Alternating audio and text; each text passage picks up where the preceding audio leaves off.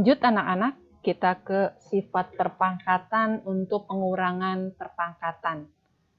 Pengurangan bilangan berpangkat berlaku sifat A pangkat N dikurangi A pangkat M akan sama dengan A pangkat M dikali A pangkat M dikurangi 1.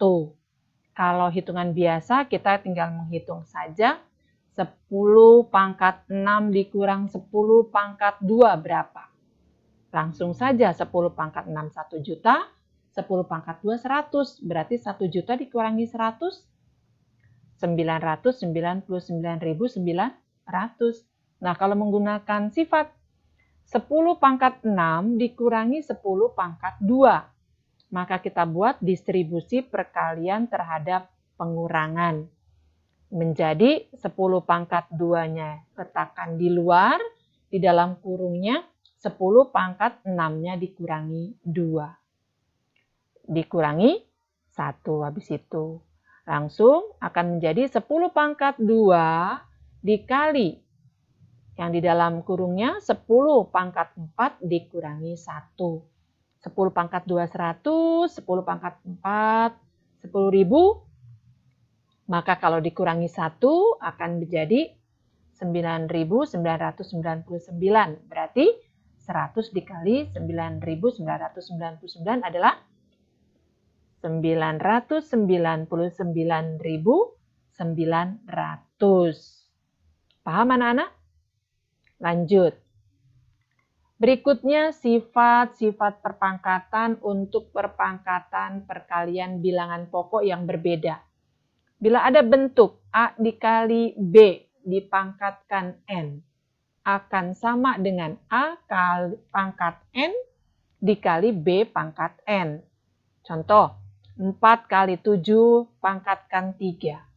Berarti 4 pangkat 3 dikali 7 pangkat 3. Hasilnya tinggal kita cari. Bisa paham anak-anak? Yuk, lanjut. Perpangkatan pembagian bilangan pokok yang berbeda.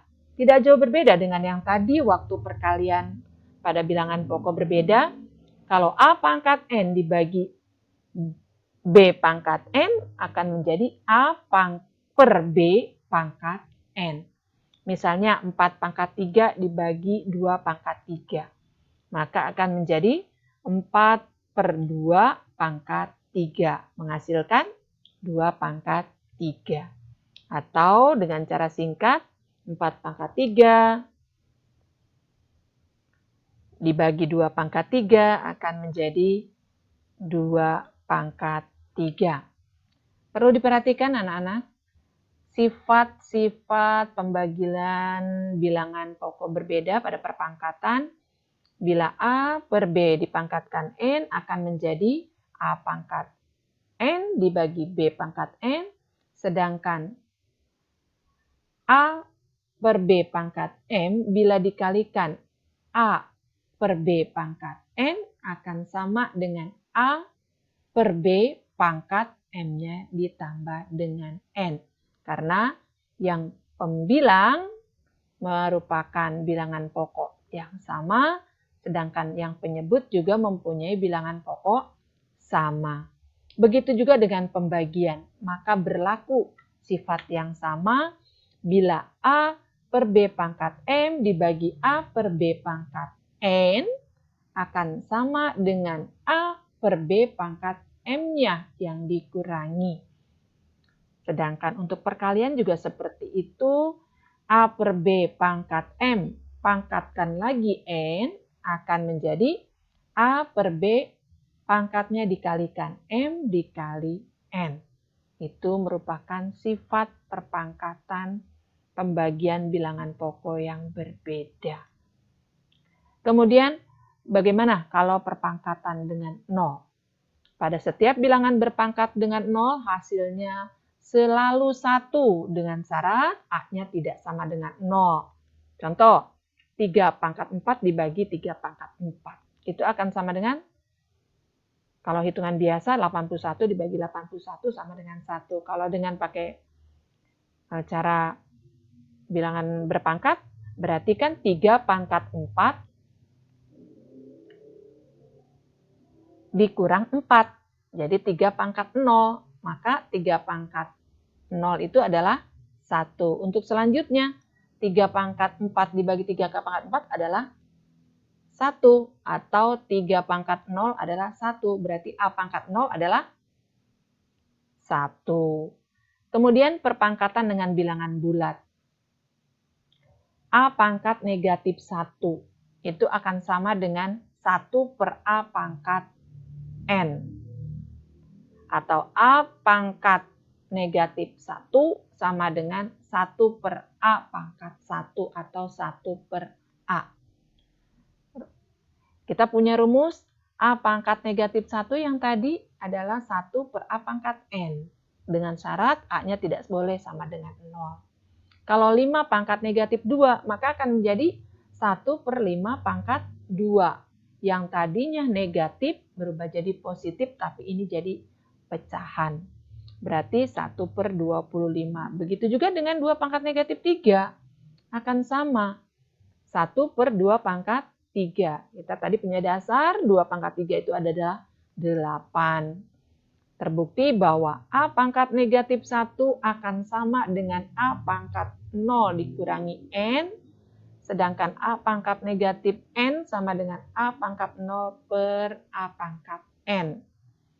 Jadi, A pangkat negatif N akan sama dengan 1 per A pangkat N. Ini dia. Dasarnya dari yang tadi. Kalau A pangkat 0 kita tahu bahwa A pangkat 0 menghasilkan 1. Paham? Iya, lanjut. Kita masuk ke bentuk akar. Pada perpangkatan dan pengakaran berlaku hubungan sebagai berikut. Ya, untuk bentuk akar pangkat 2. Jika A pangkat 2, ingat yang kemarin kita belajar tentang perpangkatan, A pangkat 2 sama dengan B. Maka akan ditulis akar pangkat 2 dari B. Dan biasanya akar pangkat 2 ini tidak dituliskan. Seperti ini penulisannya, maka kita sudah paham bahwa ini adalah akar pangkat 2 dari B. Itu adalah A. Sifat-sifat bentuk akar bahwa akar pangkat 2 dari A pangkat 2 ini akan menjadi A. Akar pangkat 2 dari A kali B. Akar pangkat 2 dari A dikali akar pangkat 2 dari B. Dengan satu syarat, A-nya lebih dari atau sama dengan 0, dan B juga lebih dari atau sama dengan 0. Dan untuk sifat yang ketiga, akar pangkat A per B akan sama dengan akar pangkat A per akar pangkat B. Nah, sifat berikutnya, akar pangkat N dari A pangkat M. Sekarang pangkatnya tidak mesti 2, bisa 3, 4, 5, dan seterusnya akarnya.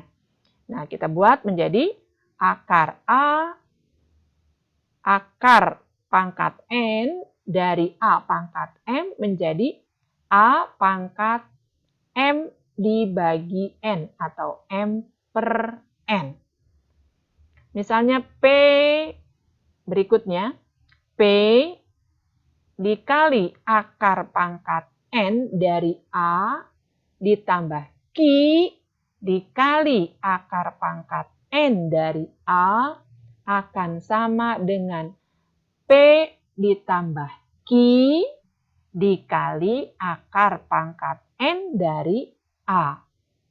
Sedangkan pengurangannya sama dengan waktu penjumlahan, hanya beda tandanya. Operasinya pengurangan. P dikurangi Q dikali akar pangkat N dari A. Akar pangkat N dari A kali B akan sama dengan akar pangkat N dari A dikali akar pangkat N dari B. Pintar. Kemudian akar pangkat N dari A per B sama dengan akar pangkat N dari A dibagi akar pangkat N dari B. Dengan syarat B-nya tidak sama dengan 0. Akar pangkat M dari akar pangkat NK dari A akan sama dengan akar pangkat M-nya dikalikan dengan N dari akar pangkat dari A. M dikali N dari A. Lanjut. Kita ambil contoh yang pertama. Untuk yang tidak tertulis berarti akarnya pangkat 2. Akar dari 20 anak-anak kita dekatkan bahwa kita harus mengingat kuadrat sempurna. Pernah kita belajar di kelas 8 tentang dalil Pitagoras, kita belajar tentang kuadrat sempurna. Itu ada 1, 4, 9, berapa lagi? 16, 25, berapa lagi nak? 36, lalu 49, 64, 81, 100, dan seterusnya merupakan kuadrat sempurna. Kalau dia akarnya, akar pangkat 2 dari 20, berarti yang merupakan kuadrat sempurna, yang bilangan itu bila dikalikan, salah satunya adalah kuadrat sempurna menghasilkan 20. Nah, kuadrat sempurnanya di sini adalah 4. Berarti 20 dibagi 4, 5. Akar pangkat 2 dari 4 dikali 5. Nah, akar 4 kan kita sudah tahu hasilnya adalah 2. Akar 5 tidak bisa diselesaikan, tetap bentuk akar 5. Maka 2 akar 5 ini merupakan bentuk sederhananya. Akar dari 50 bagaimana? Sama. Berapa dikali berapa yang salah satunya adalah kuadrat sempurna yang menghasilkan 50. Apa itu? Faktor dari 50. 25 dikali 2. 25-nya kuadrat sempurna, 2-nya akarnya. 2 akar dari 25 berarti 5. Akar dari 2 tetap akar 2 berarti 5 akar 2. Begitu seterusnya anak-anak. Misalnya akar 48. Berarti kuadrat sempurnanya adalah 16. 16 dikali 3. Faktor dari 48, 16 kali 3. Akar dari 16 adalah 4. Akar dari 3 adalah akar 3. 4 akar 3 jadinya. Bagaimana dengan akar dari 54? Sama nak. Seperti itu. Kita cari semuanya, dicari kuadrat yang sempurnanya. Nah, ini yang lebih kecil masih akar pangkat 2 dari 8. Kita buat menjadi lebih mudah dengan membuatnya akar pangkat 2 dari 2 pangkat 3. Kita bisa buat seperti ini. Mau langsung juga boleh nak, yang kayak seperti yang tadi menjadi akar dari 8 itu 2 akar 2. Akar dari 32 sama. Mau cara langsung seperti yang di nomor 1 sampai 5 tadi boleh, mau seperti ini juga bisa.